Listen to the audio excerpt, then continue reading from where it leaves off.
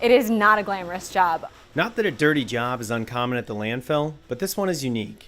So we're hand sorting trash that's coming here to the Iowa City Landfill and Recycling Center. Brent was contracted by the Iowa DNR to lead a waste characterization study. See what types of recyclable materials are still showing up here at the landfill. He goes to 10 different sites across the state, spending a week at each one,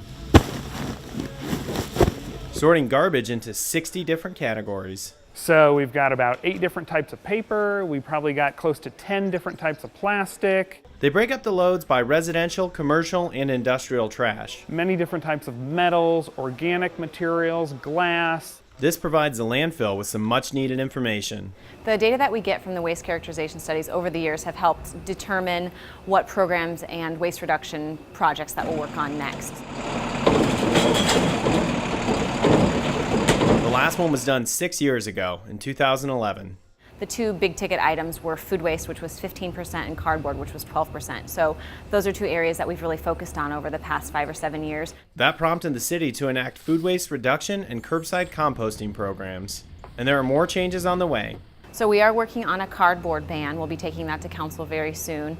That will ban cardboard from going into the landfill. So it will essentially have to be recycled. So that'll be a huge chunk of what's going into the landfill. So how much garbage does it take to get a good sample? We're doing 50 samples at each site, and each sample is between 200 and 220 pounds. That's over 10,000 pounds of trash that needs sorting. Aluminum cans, plastic bottles. After each load is sorted, With water bottles, tea bottles, they tally the numbers. Each container has a different type of material. That is weighed, and that is recorded on our waste data sheets. It's not an easy task, but the results are worth it.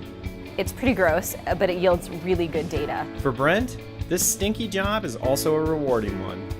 There's still opportunity out there, and there's still good quality recyclables that could be diverted, is what we're finding.